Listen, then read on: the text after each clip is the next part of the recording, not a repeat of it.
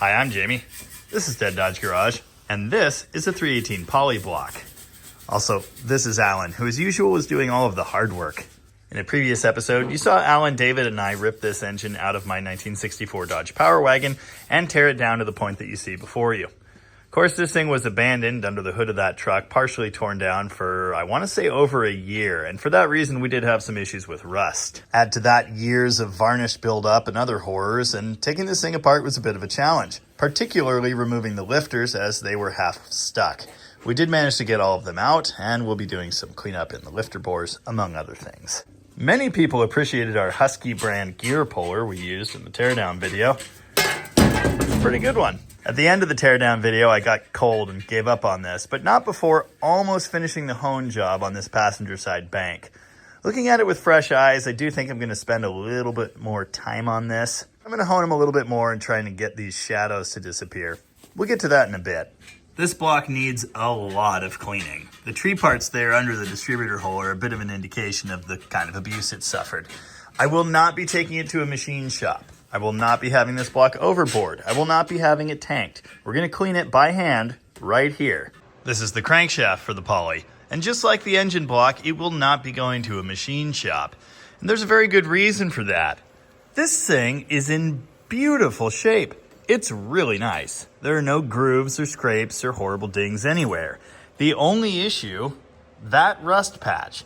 And some other very slight rust issues on other journals. And I can fix that right here. If there were any performance aspirations for this build, that might be a different story. But the 1964 Dodge Power Wagon is just about the farthest thing from a performance application that one could imagine. It's hardly more than a tractor. This engine will never see more than like 4,200 RPM, if that. So we don't exactly need absolute perfection. We don't need these journals to shine like fine jewelry or anything. We just need usable bearing surfaces. And I'm 100% sure I'll be able to achieve that, no problem. A lot of the engines I build these days are actually done at least as close to 100% to the letter correct as we can muster. Nice shiny new parts, freshly machined surfaces that are all checked for the proper clearance. But personally, I've had all kinds of luck over the years putting things together that some may consider less than ideal. Throwing together a bunch of used parts with a hone job, that has served me very well. And I certainly didn't invent the idea of a budget rebuild. Ask any farmer or any shade tree mechanic. You hear all kinds of old-timer stories about questionable repairs, like shoe leather rod bearings, for example. Nice, perfect, brand new, freshly machined stuff is great. But you can get a lot out of old parts if you do things right and if you pay attention. This is a brass bristle brush, which is really fun to say. As you can see, I've got a fresh new one here on the left and a very well used one here on the right. It's well used because, believe it or not, I've done this before. As you may know, brass is a softer metal than steel, especially our hardened steel cams and cranks here. This material will not damage things like cam lobes. What it will do, though, is remove this terrible rust dust and residue. We'll get this looking pretty good. Now, it may require some sanding to clean up the surface in certain areas, and obviously any major pitting is going to be left behind. So we'll see what we get after some work here. This is the lobe after like a minute and a half of work with my crappy old brass brush and then a finish with the nice new looking one. Obviously, this did leave behind some light patches there, and I'll have to do a bit of sanding to clean that up. But you can see right there how good of a job this can do. I would never claim that this is the way to do this. There are many other ways to do this. Certain acids, rust treatments. What's the good one? Evaporust. I would probably take all of this right off. I don't have a tub full of Evaporust here, and I've never done it before on the cam, so I don't really know what the finish ends up looking like. It would probably work just fine. Perhaps some white vinegar. There are all kinds of sprays and magic chemicals that will help you do this. But this is the technique that I know. It's the technique I've used with success before. So this is what I do. Just keep in mind, there are other ways to go about it. Here's another 4 or 5 minutes of work. I've got these front 4 lobes looking pretty good compared to the rest of it. I'm not done. Again, this is just kind of a quick cleaning, and I'll come in here and do some more fine detail work in a minute. I do want to point this out. This was the worst looking lobe of the bunch. And a big reason for that is actually a casting flaw. That is not pitting from rust. That lobe is just kind of screwed up. Very thankful this is a low power application and a solid lifter engine. But yeah, some of these are not the prettiest, but that's a factory feature, not due to rust. The first time I ever used this technique was on an NOS camshaft I got. I cleaned it up, put it in an engine, and it worked great. If you come across a cam that looks to be in fairly good shape other than a little bit of rust, grab yourself one of these and some light cleaner like this glass cleaner or whatever you got. Clean it up at home. It's probably going to be just fine, again, as long as we're talking about light surface rust. If it has horrible patchy rust, that is another story. Wow, that's really ugly. And there wasn't any rust there at all. As I mentioned in the first video, poly cams are different from LA cams, so unlike the later LAs, I don't have any spares for these engines. I do have a complete second engine, but I'm hoping to not have to tear into it. It's currently stuck in half of a truck. So I kind of need to make this live. Other than these ugly, nasty casting spots, it seems to be in good shape. None of the lobes are flattened out excessively. So I'm just gonna run it and assume it's fine. I'm not excited. And look at that. Just a few minutes ago, this looked like scrap metal. And now it still does in places, but that one round of light cleaning made this look like a viable candidate for being used in this engine. And now I'm gonna do the same thing to the crank. God, he shows up here and just makes a horrible mess. Remind me to get new solvent. This stuff is like black. It does still work though. Look at that. That thing's gonna clean up amazing. Dude, that's great. It is disgusting, but it's great. Now I can hear what at least a few of you perfectionist German types are yelling at your televisions from here. You're saying, Jamie, why would you ever do this? Why would you do less than a 100% perfect, stellar job? Why would you not replace every single semi-questionable piece? Why would you not machine every single part and make sure everything is nice and shiny and new? How could you possibly expect that engine to go another 100,000 miles? Have you seen the truck? It's only ever done 78,000 miles, and it looks like this. So I don't know about you, but I don't think it's got another 100,000 in it. I'm trying to drag this thing kicking and screaming back into the land of the living. I want to put it back on the road, and to do that, it needs many, many things. And in all likelihood, this thing will run, but it may never actually drive like a normal vehicle again. So with all that in mind, it should make sense that absolute 100% clinical precision and perfection is just not necessary. We just need an engine that runs. And that takes a lot less than you might expect. If I were really fancy, I'd come up with some kind of jig to turn the crank on to do this. Now you can see the nasty patches are cleaning right up, but there is some rust staining left behind. As mentioned, I'm going to use some sandpaper to put a final finish on this. I don't currently have anything suitable, so I'll have to go shopping. But that is already much, much better. Yes, it's marked, but it feels almost the same as this surface over here. Just some elbow grease and we'll have this thing perfectly usable quickly. I've got all of the rust patches on the crank knocked down now to nothing but little stains, which again, I'll clean up a little bit more with some fine sandpaper, but we're not there yet. The most stubborn of them was actually this tiny patch right here. It had a chunk stuck on there, which I had to lightly and carefully hit with some 80 grit to loosen it up, and then the brass brush took it right off. This stuff also just staining. I also cleaned up the rear sealing area a little bit, and I'll probably do some more there, but it's looking pretty good. And by pretty good, I mean, it's ugly, but it'll work just fine. With the rust issue handled, I'll be cleaning this thing thoroughly with some degreaser. I'll be blowing out all of the oil feed holes that come from the main journals to the rod bearings. And then I'll be hitting this thing with a light coating of some engine oil to protect it. I'll put it in a bag, and it's ready to go whenever the block is done. I'm back with coffee and 400 grit sandpaper. Now, I did mention I took off some little bits of rust carefully with 80, but generally speaking, you don't want to hit your lobes or your bearing journals with something that coarse. You don't want to leave the little scratches there. 400 will give you a pretty nice, pretty smooth surface, and it's a good choice. You may choose to finish with something finer. I won't be. I folded the paper like this and used it like you would emery cloth, wrapping it around the journal and working it back and forth carefully with my hands, trying to touch as much of the journal as possible and sand uniformly. Notice here now, this patch on the front main journal looks a whole lot better. Most of that staining went away completely. This is perfectly acceptable for what we're doing. Here's our ugliest journal. This is the 7/8 rod journal. And again, it's got some little patchy spots there. The surface just isn't as smooth as I would like after giving it the brass brush treatment. So I'm going to take the paper here and just carefully work that a little bit and see what we get. It's going to take a little bit more than that. And wet sanding here is probably a fine idea. I don't know, let's try it.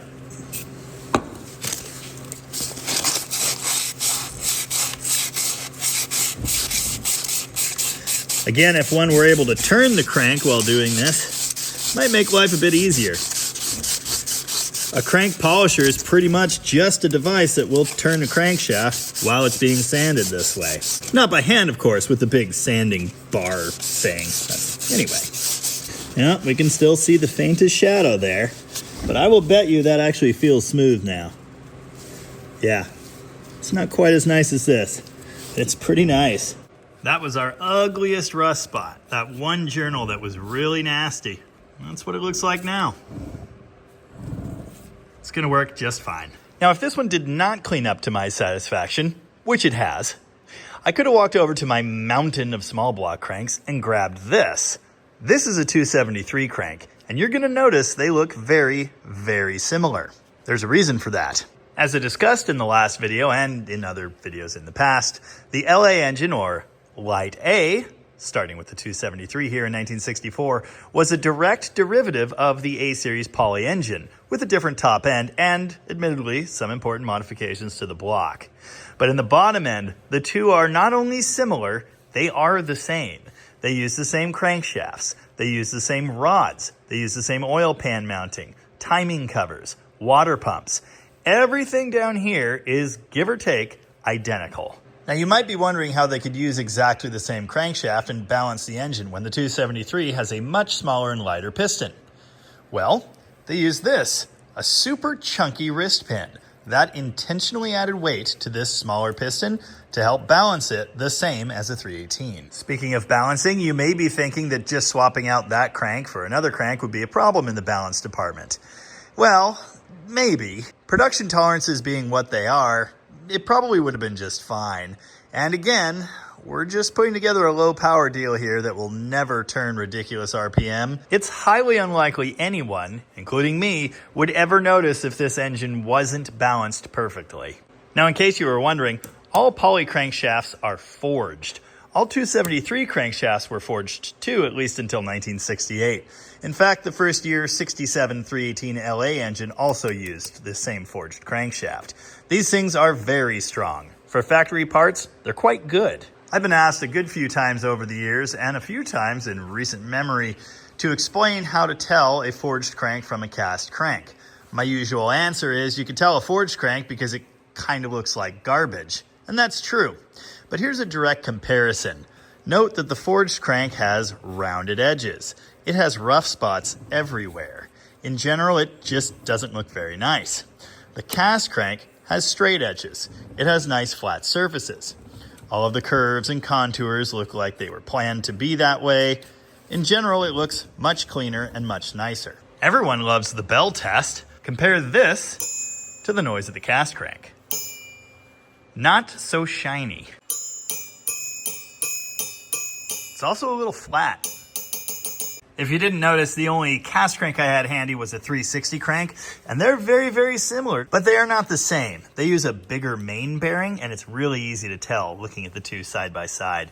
Just look at this big, wide, flat area here compared to a much smaller flat area on the 273 unit. And now I mentioned I'll be cleaning out these oil feed holes, and this is why. As you can see in this one, there's debris stuck in there. We don't want that. We want these holes nice and clean. Any debris in these holes is eventually going to end up wedged into the rod bearings, and that wouldn't be great. Cleanliness in engine building is absolutely essential, even when you are doing things the wrong way. Look at that oil pan. Allan just finished with this. We might have to clean the outside up a little bit and slap some paint on it. He's cleaning up all kinds of little bits for this engine. The factory pickup came out looking pretty good, even though I kind of dropped the engine on the ground on top of it. Cam plate's beautiful. This is the throwout bearing, which was totally notchy and horrible and ruined. Well, it's all good now. We do still need to pack some grease into that thing, but that's going to be great. This is the fuel pump eccentric, which sits on the snout of the crank. It doesn't look too good over here. We might be able to run that, but I'm sure I've got a few of these in the pile, so we'll just dig up a better one. These are also the same on LA engines. Bye-bye. I swear I have a bunch of those things. I'm just not finding any right now, so. The good news is we've got a 273 parts engine here, which was donated to the channel by Tim. Thank you, Tim. We need a timing cover for this poly because that one is totally destroyed. There's a hole corroded through it in that passageway that dumps down into the crankcase, and that's not going to work. The one on this 273 looks kind of gross, but nowhere near as gross. So hopefully this one's good. It's the right part, which you can tell by the way it does not have a timing mark cast in. These use the steel bolt-on type. And inside of that timing cover, we should find a good fuel pump eccentric. Hopefully it looks better than the one I just pitched in the scrap pile, but we'll see. There's a lot more stuff sitting under the hood of this truck where it's been forever and ever that's going to have to be cleaned. Push rods, for example. Lots of hardware, head bolts in particular, especially these ones because apparently they were living in a swimming pool. Allan's currently wire wheeling push rods with a wild abandon. They're turning out very nice. There is something important to know if you're doing a real restoration about wire wheeling parts. As you're doing that, it's going to deposit little bits of whatever gunk is on your wire wheel and little bits of the steel that your wire wheel is made of into the surface of the parts you're cleaning. What that can lead to over time is nasty, ugly surface rust. Thankfully, inside our engine, this thing's going to be coated with oil and it's not going to be a problem. Even if it does flash rust a little bit, that doesn't bother me at all. If you're restoring nuts and bolts that are going to be seen on the outside of the engine, you can remove the coating that they were given at the factory with the wire wheeling process, and then they will corrode quite badly in some cases, and they'll certainly be ugly. So keep that in mind when you're doing your cleaning. This here still seems to have its oxide coating. That works for me. If this was a real restoration, these would get sandblasted and then coated again, ideally by a professional who does that sort of thing. These engines are pretty simple, but there are a lot of little odds and ends that go into putting one together. Like this, the cam washer. That goes behind the cam bolt here and holds the eccentric for the fuel pump onto the cam. Don't install those backwards. I've done the research on that. It doesn't work for long. Distributor hold down. Painted turquoise in this case. Oil pump drive shaft, and the list goes on. All this stuff has to be cleaned thoroughly before we can put the engine back together. Back at the crankshaft, I've got all of the oil feed holes blown out with air. They look clear now, so I'm happy with that. Pipe cleaners would be great for this job. You could stick one all the way through each oil hole and just make sure. I'm calling that good enough. So now, as I mentioned, I'm going to get some oil on these journals to protect them. I'm going to throw this thing in a bag, and it'll be ready for whenever assembly time finally comes. Just finger painting some happy little bearing journals. Stay. Here's our camshaft after a round with the 400 grit by hand. The rust is gone. I mean, there are some good little pits, but what was left behind by the rust is nowhere near as bad as these terrible casting flaws everywhere. And you can see when this thing was made, it just wasn't made well. It's embarrassing. But again, it's what I have, and I'm just going to have to run this thing. I'm not going to go looking for another polycam. The, let's say, good news is that the valve springs in the poly are extremely weak. And so the kind of pressures that these lobes are going to be seeing, quite minimal. If we had any aspirations for making horsepower, this thing would just be gone. It's not even a good grinding core looking the way it does. But these lobes have stood the test of time so far, and I'm pressing this back into service. Instead of engine oil, I coated the camshaft with proper moly graphite assembly lube. Now I'm going to wrap it in a bag for storage until we're ready to build this thing, which hopefully isn't too long from now, but we'll see. The oil pump is another component that at least needs to be glanced at. I've already hand cleaned the outside of this one. It's going to need a good bit more of that, but we'll open this thing up and see what it looks like. In all likelihood, we'll reuse it. There's probably nothing wrong with it, but we have to check. This cover really likes its home. There you go. There's a little bit of water in here, but a good amount of oil, so nothing's rusting yet. The main thing you want to look for inside of your oil pump is scraping, evidence that little bits have gone through this thing and mechanically damaged the surfaces that pump oil. I'm going to pull it apart. We'll see what we got. Actually, it's the worst one I've ever seen in my life. What is all that? How do these dings even happen inside an oil pump? And the surfaces of this rotor are just terrible. Highly textured. It's not even. It's not shaped right. I don't think we're going to use this. It probably still pumps oil, but... Now, I do have at least a couple oil pumps around here. I'm not really in the habit of holding on to old ones, even though they're usually reusable. This one is out of Mark's 318, and of course that engine had some issues. The pickup makes interesting noises. I certainly won't be using that. Ooh, chunks. Anyway, I'm gonna open this up and see if it looks better than the one I took off of the poly. That one was bad, but this one is somehow worse. Look at the texture on this thing and the horrible pitting. That is impressive, actually. And on the cover plate of this one, you can see a few good grooves there. Allan went ahead and called it for the day, but not before getting a whole bunch of stuff clean. Water pump bolts, for example. Some other assorted hardware. Push rods, that was a big one. Now, unfortunately, a few of these are not exactly beautiful. This one in particular is quite bad. Look at that rust pitting. Now, the spots where it actually makes contact with the other important engine components are mostly okay. I need to reface this with a little bit of sandpaper. For the most part, these look fine. And again, we're blessed in the poly with very weak spring pressure. So hopefully, even with this somewhat compromised, it'll still do the job. You got all of the original head bolts cleaned up and looking great. Don't worry about that little guy. The pile of clean, shiny parts is growing. I've got one more good option for an oil pump. This is a Melling. I believe it's a standard volume, standard pressure pump. Appears to be the normal part number on here. I think it's M72. A high volume one would be M72HV.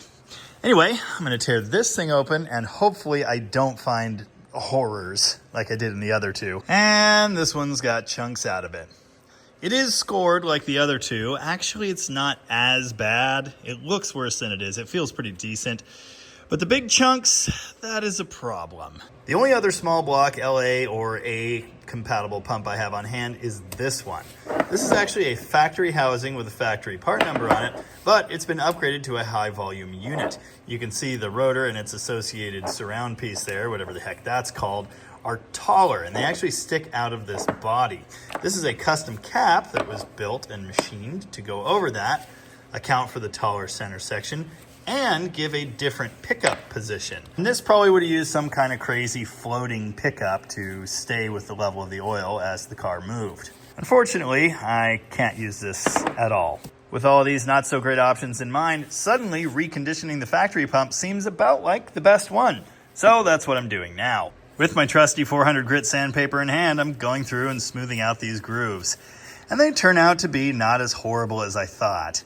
I did stick with this one because it doesn't have any big gigantic chunks out of it, just those little scratches. I don't know what effect opening this clearance up will have on the way this pump works. But I think this is the best thing I could do, aside from spending another like $100 on an oil pump. I'm not doing that.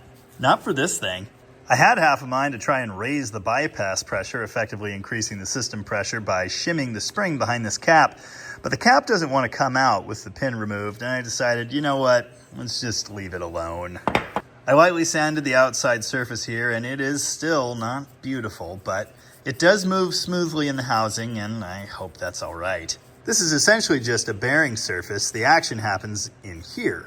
I did also lightly sand the surface it rides on, which looks much better.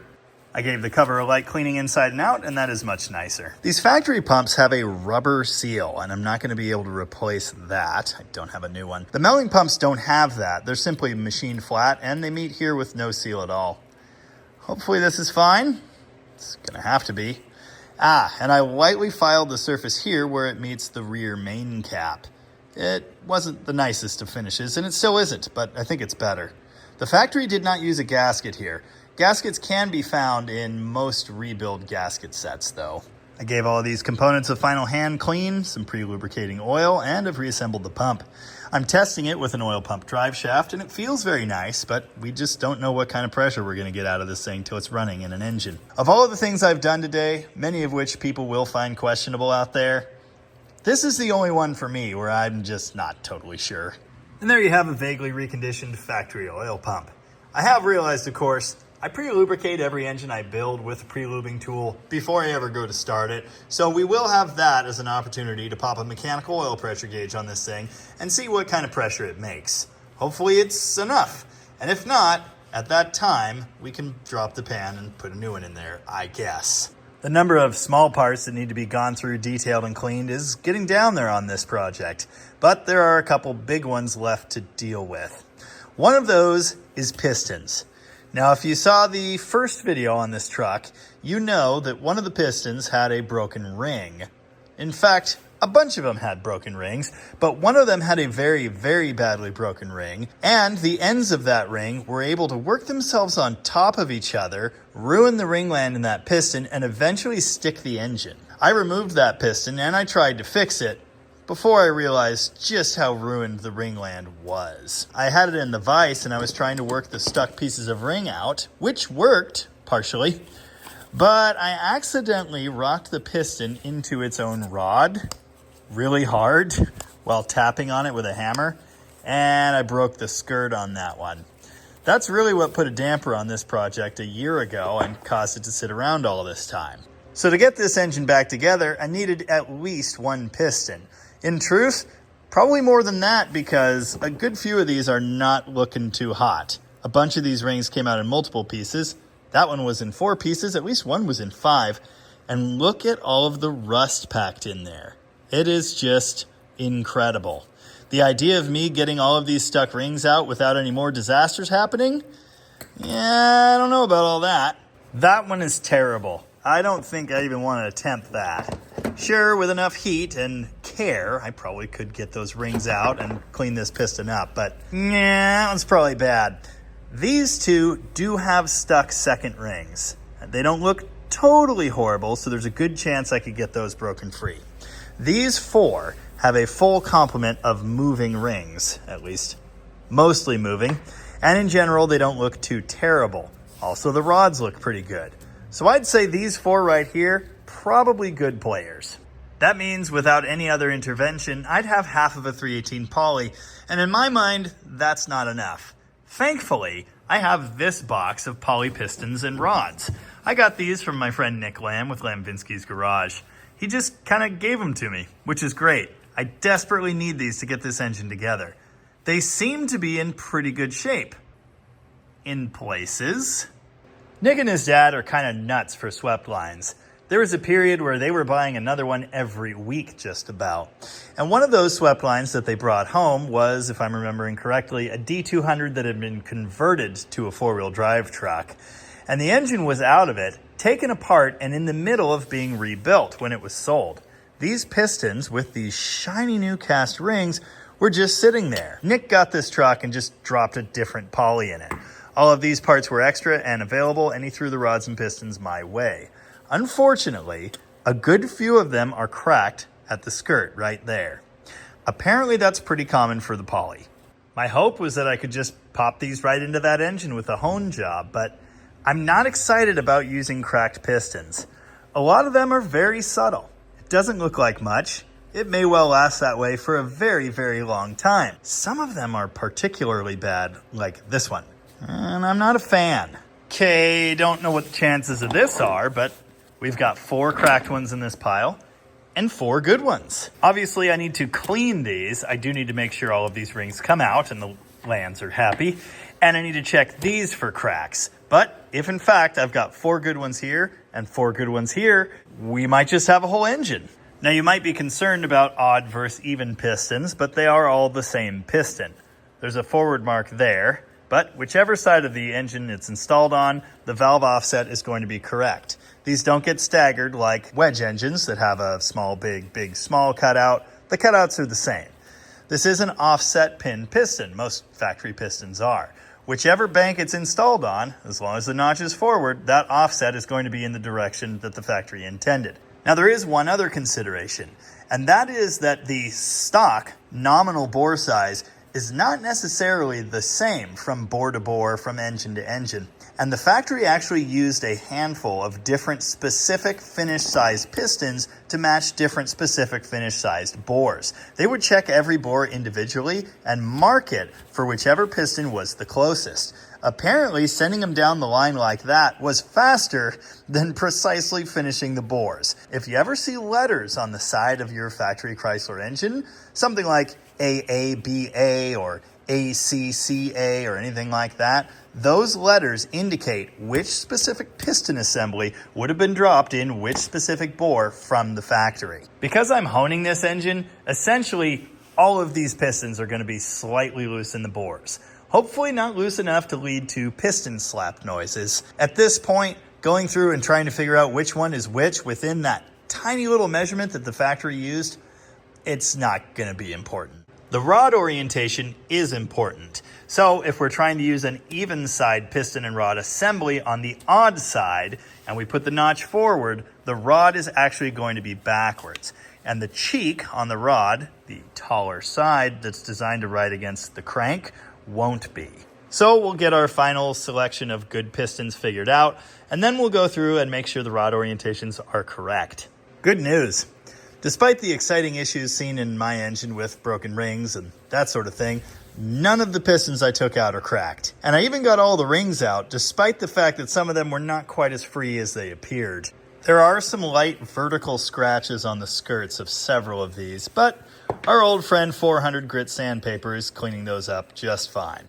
So now the job is to recondition these pistons and rods as best as I can, get them all cleaned up and ready to reinstall. Part of doing that is cleaning these ring grooves. I actually own a couple ring groove cleaning tools. I have no idea where they are, and frankly, I've always found using a broken off piece of a ring to be easier. You could see all of the gunk that's coming out of that groove. It's pretty disgusting. This could take a while. Another important job is freeing up some stuck wrist pins.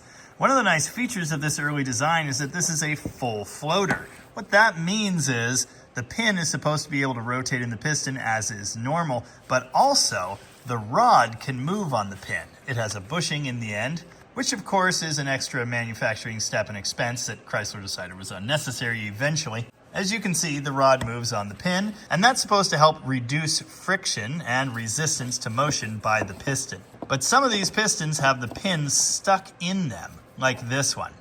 So I need to spray and heat that, get the pin out, and then carefully polish the pin and the piston to the point that it floats again. Then I'll reassemble it. Tell you what, this style of pin clip is really easy to remove.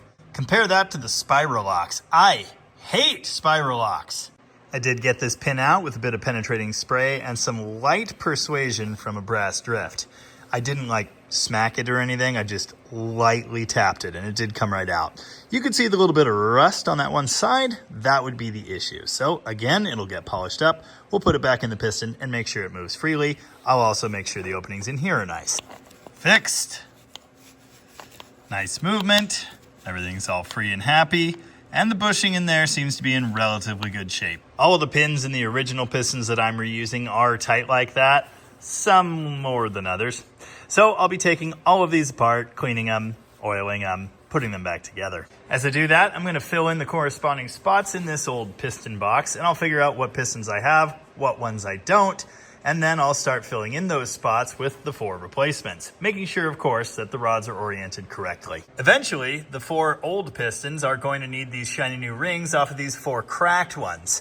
But before they go onto the pistons, I need to check these in the bores and make sure the end gaps are acceptable. I may well end up filing each one of these, or the gaps might be a little too big because of the hone job, and I might be stuck with that. I got those 3 done with very little issue. The last one here for number 4, this pin did not want to come out. This one had a good bit more rust than any other. So I had to spray it with the magic spray, and then I did have to tap it with a hammer. I certainly wasn't wailing on it because I've already broken one of these. I do not want to break another one. And it did come free without too much trouble. Something like 2 hours later, those 4 pistons are cleaned, ring grooves are ready, the tops are pretty good, maybe not 100%, and the pins are all moving freely. It's the next day. I've got all of the top and second rings off to be checked in bores, and I've got the oil control rings from the cracked pistons off to put on the original pistons that I'm reusing. Starting to get the pistons and rods from the other set laid out here. The first one I picked up happened to be labeled number 8 already, so I put it in position 8. The next one's number 5, so it goes in number 5. The next one was numbered number 1, so I put it in number 1. And if the last one is already numbered number 7, I'm gonna be scared. Okay, that one's number 4. So this one we will be flipping the rod around the other way. Also, I guess I forgot to pull 1 second ring. As mentioned, the rod needs to be flipped to turn an even side rod and piston assembly into an odd side because of the cheek that rides against the crank. You can tell which way it should be by these notches. Those notches should always go toward the oil pan rail when viewed from the side that you're installing the rods and pistons on. And what that means is all of the odd sides will be in this configuration, while all of the even sides will end up in this configuration. And because the odd sides go in the front of the even sides, the cheeks will always be oriented correctly. And now we have a full set of 8 rod and piston assemblies, which are ready to accept shiny new rings and hopefully some good bearings. Still have to work that detail out. What I have on hand are the bearings that came out of it. These are Clevite 77s, good quality bearings, with a date code of 1971. This engine was obviously rebuilt at some point in its history, and these bearings were installed at that time. Most of them look really nice. There are a couple with, the odd groove here or there. That one in particular is not the best I've ever seen, but largely they're okay. Just some little stains and funky patterns. There is some rust on the back of some of them, like this one actually has it in the middle. Mostly I was seeing it on the ends, just like that.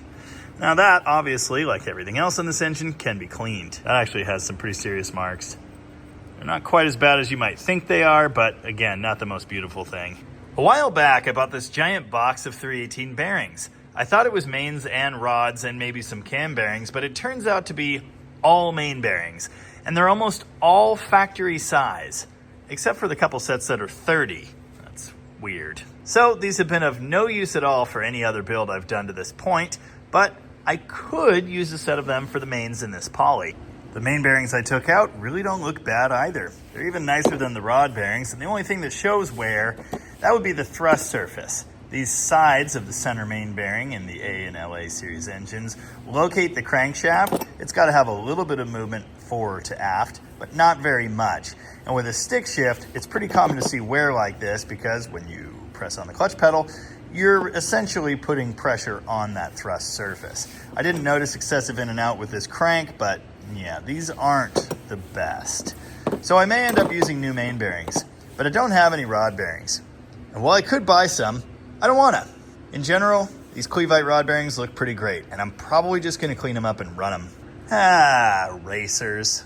This stack of bearings came out of Dave Wren's stash of parts after he passed away and his estate was being cleared out.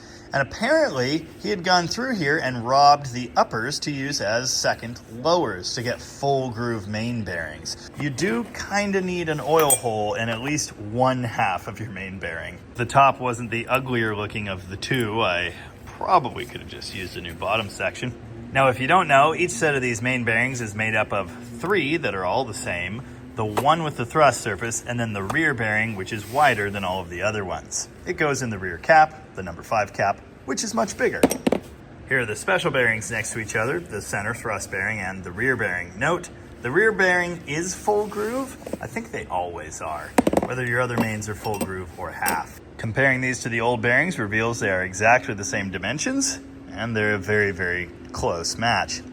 The proper thing to do here is install these in the block and in the caps, torque everything in position, measure the diameters, compare that to the journals on the crank, and verify that you've got a good oil clearance. What I'm gonna do is just throw them in there and assume it's good. As long as the crank spins when I torque them down, it's gonna be fine. Again, it's not the right way to do things. None of this is the right way to do things. What were you expecting? This is definitely the worst rod bearing of the bunch. You can see 2 little pieces of debris got caught up in that and gave it a good scrape. I gave this a light sanding with the 400 and it's pretty smooth other than that. All the rod bearings are cleaned up to my satisfaction. I'm cleaning up our new main bearings now.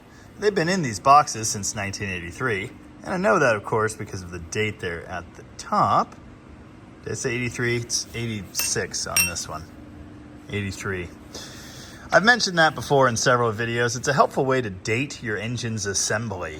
Obviously, you don't know if these bearings sat in a box for 40 years before they were used, but it can be a good indicator at least of the furthest back it could have been rebuilt. As you know, I'm a hoarder. I did pitch the decent looking but worn main bearings, but I'm saving these old rods and pistons, the 8 that were rejects. The reason for that is those rods are bushed. Those are very useful if you want to upgrade to a floating pin in another small block. A few of these are not the prettiest I've ever seen, but I'm going to hang on to them anyway. They could be cleaned up. I do have another set right here, but that's not the point. I took a coffee and bagel break, but I'm back, and now I'm working on refinishing the lifters. Essentially, same deal here as with everything else. Any rust trails need to be lightly sanded off, particularly the faces need to be checked. As mentioned, these are solid lifters. So there's no piston in here, it's just a solid chunk of metal that rides on the cam lobe and accepts the push rod here. The good thing about that is that these lifters are not constantly in contact with the lobe like hydraulics are. They tend to be a little bit more forgiving, and I'm hopeful again that because we have super weak valve springs, we shouldn't have any issues with these. I am going to do the best that I can to make sure they're usable. In general, they actually look pretty good. Or some of them do anyway. Got my work cut out for me. You'll notice these are laid out in my plastic lifter container here in the order they were removed. This is the front of the engine, so this is cylinder 1, cylinder 7, etc. All of these will go back in their previous homes on the lobes that they were mated to. Because I'm doing some mild resurfacing, I don't know if they'll still be perfectly mated. Whoa, that's cool. It's like a little tree. Got all the odd side ones cleaned up as best as I could. This was the worst one here. It's not pretty. It's got some pits in it, but as long as they're smooth at the top and that thing rotates and drops freely in the lifter bore, the little bit of staining, not a problem. Now we will be checking the movement of every single one of these in the block just to be sure. They have to pass the drop test. They need to drop right into their holes with no resistance. They have to be able to spin freely. Okay, this is actually the worst one. It doesn't really have the major pitting on the sides, but the whole face almost was a big gnarly rust patch. Sanded that with some 100 grit, then followed it up with a little bit of brass brushwork, and then 400 grit to smooth it out. You can see the light pitting and staining there, if you get it in the right light. There you go. But in general, the finish looks pretty good, and I'm hopeful that will work just fine. Lifters are all done, at least I think so. I have no idea where it came from, but I've been using this case to store good lifters in order for over 10 years now. Works great, and it does also fit the oil pump drive nicely. Oil pan's ready for a spritz of paint. We've got the timing tab, the bolts for it, the dipstick cleaned up. Pulleys are going to be next. This is a different crank pulley. It's actually really weird. It's cast. This came on the parts 273, but the dimensions matched the 2 pulleys of the poly, so I'm just going to go ahead and use that. The water pump pulley is okay. It's not bashed like the crank pulley was, but it is really crusty and disgusting, so we'll probably sandblast that. With just about all of the little details handled, I'm out here working on the block again. Currently, that means scrubbing grime off of the outside for some reason instead of doing any of the really important stuff. I had every intention of leaving the block patinaed, cleaning up as much of the original turquoise paint as possible and just kind of leaving it.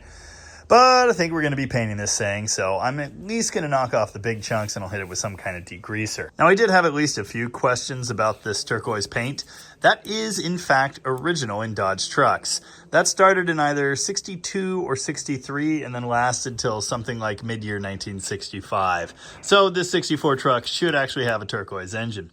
Now, this is not quite the same as the turquoise that was used on big block Mopars in the later 60s. I happen to have a little remnant of a can of that stuff, which for some reason is sold as Chrysler green, despite being very much not green. Now, don't confuse this with the 70s Chrysler blue, which is much more blue. You can see here, it's just not a good match with this original stuff. I think what's going to do the trick for this is a color called Detroit Diesel Alpine Green. I actually used to do big blocks with that because I found it was a pretty close approximation to the original colors I had seen. And unlike a lot of the other original Chrysler colors, the local store keeps it in stock for some reason. As mentioned, this block is not getting hot tanked. We're just cleaning it by hand the best we can. The reason for that is there are no hot tanks anywhere near to here. There is one specialist place that still has one, but in general, those are kind of going away. Something about horrible caustic acid that's super bad for people and the environment and has to be dealt with carefully. We don't have a machine shop in town here at all anymore. And the closest machine shop, the one we take all of our builds to, is like an hour away. They don't have a hot tank. They would clean this thing by baking it and then blasting it with shot. And when that's done, a texture is introduced in all of the bores and everywhere else that then has to be removed with machining. So this block would then be getting the full meal deal, and I would be buying pistons, which I do not want to do. Yes, the water jackets in particular are pretty gross. There's a good bit of buildup in here. But with the plugs out, we're going to be able to scrape and otherwise clean this to my satisfaction pretty easily. It'll take some elbow grease, but we'll at least get the big chunks out, and it will be much better than when we started. I'm not looking for perfection, I'm just looking for workable. Oh, at least a couple commenters noticed this funky oil filter adapter plate. It's weird in that it only has these 3 holes instead of a full circle of holes like the later ones do. And interestingly, this has a top marking, which is not at the top. Maybe I should fix that, but I don't want to break the seal. And judging by the bearings in this thing, apparently that's not that important. I did point out this casting date of July 30th, 1964 is definitely wrong for a 64 truck. This engine belonged in an early 65 model. There are no VINs on blocks before 1968. In fact, all blocks didn't get a VIN until 1969. So there's no way to track this thing and figure out what truck it came out of. My assumption is that the original engine in this truck exploded in spectacular fashion. This 65 replacement was found in the early 70s, and a set of bearings was thrown in for good measure. Well, it's like a week later, and as you've seen, almost everything is ready to put this engine back together. Except for the block itself and the heads, which are going to be a totally separate video. In the first video, when we pulled this thing and tore it down, I did show you honing the block and roughly what it was going to look like when I was done. I've decided to go a little bit farther than that and try and eliminate these shadows as much as I can. To do that, I switched to a more coarse honing stone. I'd love to tell you the grit of that stone, but I have no idea because it's not labeled. I started with this cylinder because it was the worst. It was the worst because this is the piston we had to remove that had the broken rings stacked on top of each other, and that's what was preventing the engine from rotating. To get it out, I set my hone in here and just kind of straight honed the ridge a little bit, and that left a nasty mark that was really hard to get out. So with the coarser stones, I ran up and down in this hole quite a bit. I did get that to go away, and we're down now to just a little shadow. There's still a tiny bit of ridge there and there, but overall it looks much better, and I like that a whole lot better than these others. As mentioned then, I'm a little worried about that ridge catching the top rings and breaking them, so I'd really like to run a reamer or something in here, but first I have to make sure the hone is sufficient. I've had various questions asking if this is actually a good technique, asking if the rings are going to seal like this, and the answer is, well, probably. I'm truing up the cylinder as best I can, and again, I'm trying to get that taper out of it. That taper will have the effect of allowing the rings to widen at the top, and also, because my hone isn't hitting that, I'm not going to have a nice wall finish surface there, so the likelihood of the rings sealing properly, low. It's also going to wear out rings prematurely, so I want to get as much of that gone as possible. This is never going to be perfect doing it at home with a stone, but it can be a whole lot better than it is. I'm certainly not going to bore you with all that honing action. Just know that all 8 cylinders are going to look just about like this when I'm done. And after that, the block and all of the components will get one more really good, thorough final cleaning. I'll try and clean out the oil galleys because there's definitely going to be gunk in there.